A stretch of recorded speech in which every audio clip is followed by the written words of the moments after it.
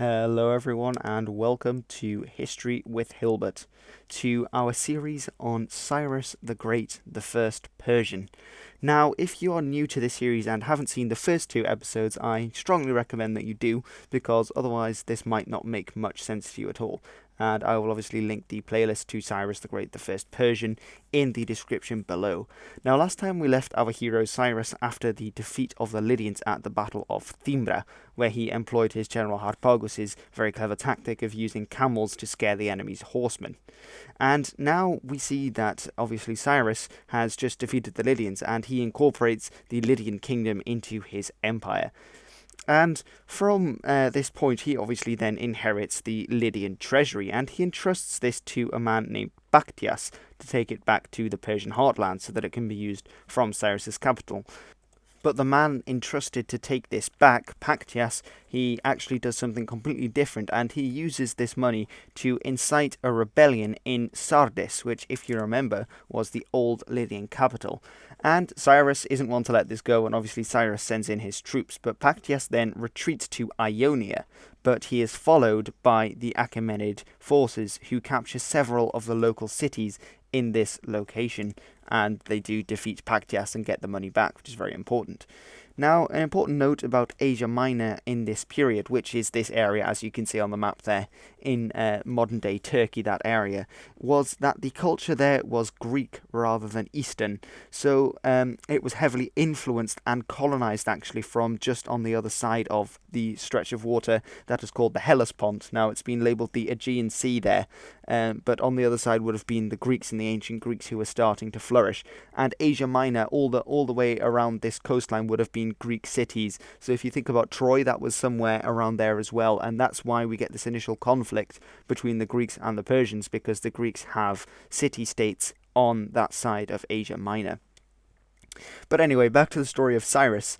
There are several other insurrections in the area, and the Achaemenids put them all down. So the Achaemenids succeed in conquering Lycia, Cilicia, and Phoenicia as well. So they capture a lot more territory in essence. Now, the techniques that they used to capture these cities were revolutionary. They used earthworks and digging under the walls, which I believe is called sapping, if I'm not much mistaken. And obviously, if you dig a tunnel underneath a wall, this will cause the wall to collapse because you haven't got a foundation anymore. And when the wall collapses, obviously you can pour your troops over that side and enter the city, and then you hopefully capture the city, which Cyrus's forces did, and that's why they expanded their territory. So now we're going to move on to Babylon.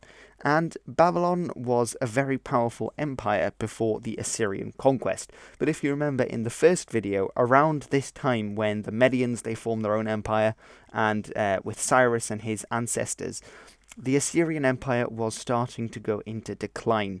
And as the Assyrians got weaker, the Babylonians actually managed to retake Babylon and become independent, and then they formed up a segment of their old empire again, which we then called the Neo-Babylonian Empire, meaning the new Babylonian Empire. So the Babylonians are on the rise, but obviously, as we can see in green, the Median Empire, that's Cyrus's land, and now Asia Minor, which is Turkey, which isn't currently labelled on this map, is also Cyrus's land, as he has conquered it from the Lydians, the Cilicians, the Ionians, and so forth.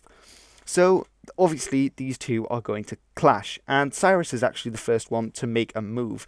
And what Cyrus does is he invades the Neo-Babylonian Empire, and he captures the key city of Susa, which is right there. Now, following the successful capture of Susa, he marches north to the city of Opis. And I'm sorry if I'm pronouncing this wrong, as I said, I think in the first one as well, is that my area of expertise for languages is Germanic and a very, very slight bit of Romance. And for the Eastern languages, I'm very bad. So if you do happen to know how to pronounce these place names properly, then please do let me know. But I will do my best, of course. But anyway, back to the Babylonians and the Achaemenids. The Babylonians then attack the Achaemenids as they are heading towards Opis, but they are routed by Cyrus and his forces.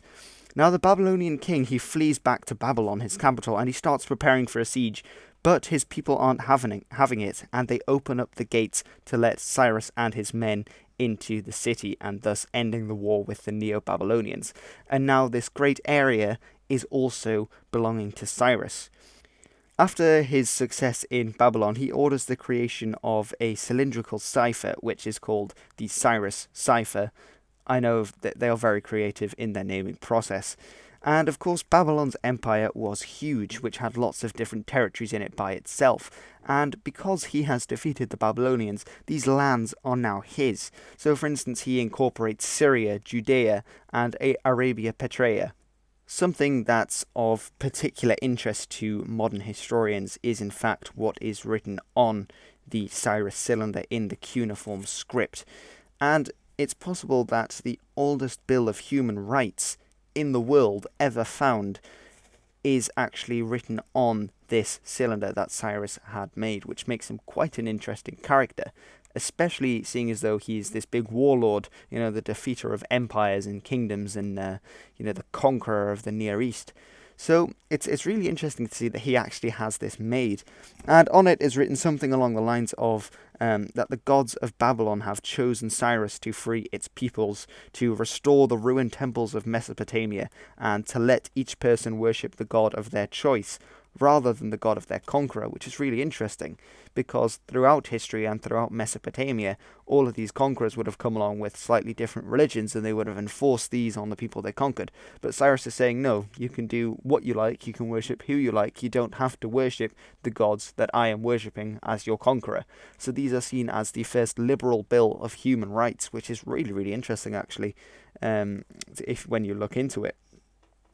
Now, what does he do after the conquest of Babylon? Now, he's not one to stop. And although he married his aunt, now I'm not sure whether his aunt actually died or whether the practice of marrying more than one wife was accepted at the time. Probably it was accepted at the time, so I'm not sure exactly how this went down.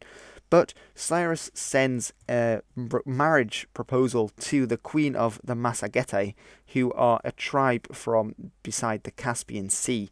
And the reason he does this again is to try and incorporate their lands into his territory to make it even larger. But the queen of the Massagetae, who is called Queen Tomiris, she refuses to marry Cyrus the Great. And then he goes on the warpath because, if Cyrus wants something, he will get it. And he will literally invade your land to get it. So, Cyrus marches across the border and attacks Tomiris. Now, the Massagetae send a large force to stop the Achaemenids. Cyrus then feigns a retreat, so he pretends to get out of there with his army, because he's heard that the Massagetae had not yet found the inebriating quality of wine. And so he leaves behind a camp full of wine jugs and food and other nice things, pretending he's run away with his army, because this huge Massagetae army have come towards him. And obviously he leaves it in the path of the advancing Massagetae troops. So the Massagetae, they walk right into this camp full of wine jugs and food, and they get absolutely smashed. They get absolutely mortal. They get completely drunk. And then Cyrus and his men, they swoop down on the unsuspecting, inebriated Massagetae while they are having fun with wine. And they absolutely massacre all the men because they are unable to defend themselves.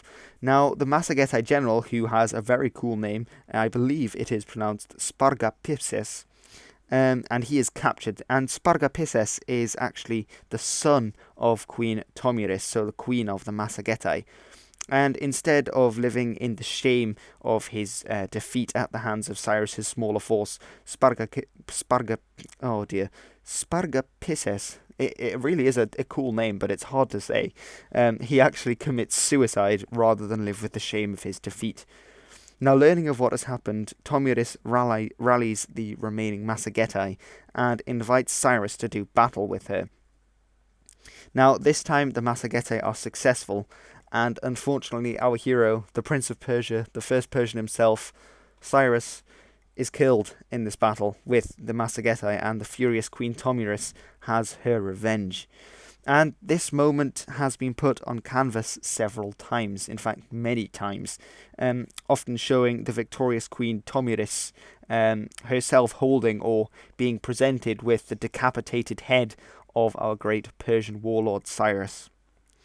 And in fact, she is quite well remembered by history because in the next Civilization game, which is actually out right now, she is one of the faction leaders, the faction leader of Scythia. So Queen Tomiris is well remembered down the line.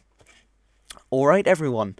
I think this sums up our three-part series on Cyrus the Great. I mean, he doesn't really do much without his head, I'm afraid, so we kind of have to stop the series here. So I really hope that you've enjoyed this little insight into Cyrus the Great and the founding of the Achaemenid Persian Empire. Now, I found it really interesting because I'd heard of Cyrus the Great, I did not know another thing about him. But because of this suggestion, which was again done by Matchhuda, and I'm really thankful for suggesting this quite a while back, and I will start making other videos that people suggest as well, so don't worry if you left a suggestion. But he actually suggested this video, which has, taken me on this massive path of research and reading and finding out about Cyrus and the Achaemenids and, the old Mesopotamian world. And it's really interesting because I know some people have said as well, oh, you focus too much on Northern Europe. Well, I mean, Northern Europe is my area of expertise. It's the area that I've studied in the most detail, that I know the most about, that I have the most literature on, and that I found most interesting.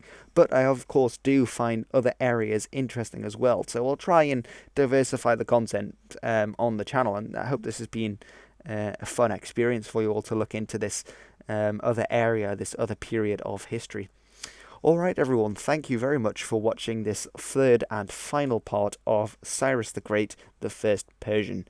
If you are new, don't forget to subscribe and join the crew. Alright everyone, thanks for watching. This has been History with Hilbert. Don't forget to like, comment and subscribe, and tune in next week for more History with Hilbert.